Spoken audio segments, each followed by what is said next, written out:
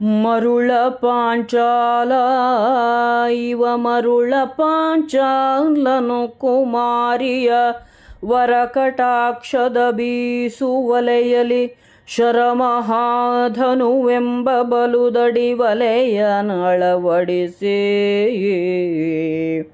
ಧರಣಿ ಪಾಲ ಮೃಗಗಳನ್ನು ಸಲೆಬರಿಸಿ ಸದೆದನು ಹೊಲ್ಲೆಹೇನಂತಿರಲಿ ನೋಡುವೆವೆನುತ್ತ ಶಲ್ಯ ನೃಪಾಲನ್ ಐತಂದ ಅಗ್ಗಳೆಯನ ಮಗಧ ಮಾತಿನ ಲಗ್ಗಿಗನು ಶಿಶುಪಾಲ ಸೋಲದ ಸುಗ್ಗಿ ಇಬ್ಬರಿಗಾಯ್ತು ಹಲಬರಿಗಾಯ್ತು ರಣಧೂಳಿ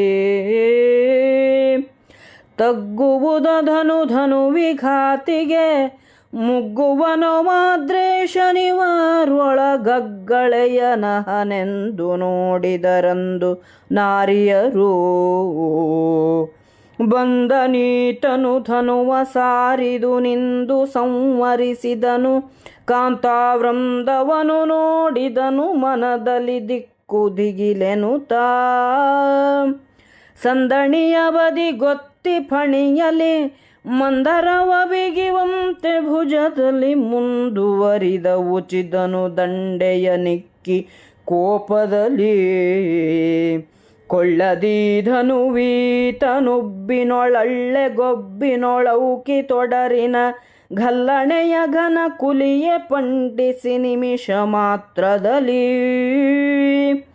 ಬಿಲ್ಲು ಬಿಡದವನಿಯಲಿ ಬಿದ್ದನು ಡೊಳ್ಳು ಮೇಲಾಗಿತ್ತ ಸತಿಯರು ಗೊಳ್ಳೆನುತ ಸುಡುಘೋರದನು ಮೆನುತ್ತ ಹೊರದೆಗೆದ ಹಿಂಗಿದನು ಮಾದ್ರೇಶನೀಧನು ಭಂಗಿಸಿತು ಮಾನ್ಯರನು ಜಡವಿದು ಜಂಗಮತ್ವದಲೇನ ಹೊದ ಜೋಂಪಿಸಿತಲೈ ಜಗವಾ ಅಂಗನಾಪಾಣಿಗ್ರಹಣರಾಯಂಗೆ ತಾನೀ ದುಷ್ಟ ಧನುವನು ಭಂಗಪಡಿಸದೆ ಬಿಡೆನೆನು ತಕಲಿ ಕರ್ಣ ಐತಂದ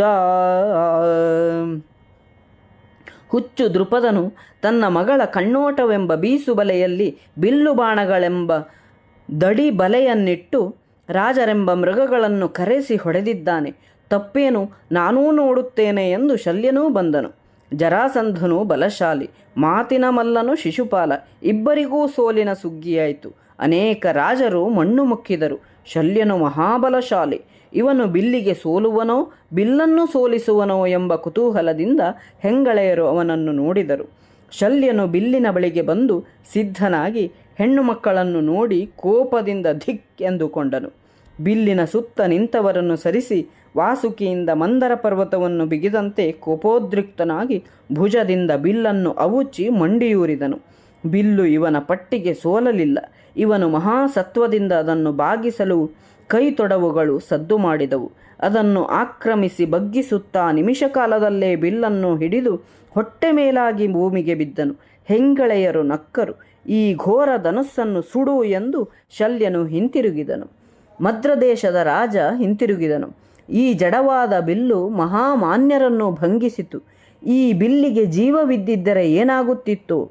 ಈ ಧನುಸ್ಸನ್ನು ಭಂಗಪಡಿಸದೆ ನಾನು ಬಿಡುವುದಿಲ್ಲ. ದ್ರೌಪದಿಯು ದುರ್ಯೋಧನನ ಕೈ ಹಿಡಿಯಲಿ ಎಂದುಕೊಂಡು ಕರ್ಣನು ಬಂದನು.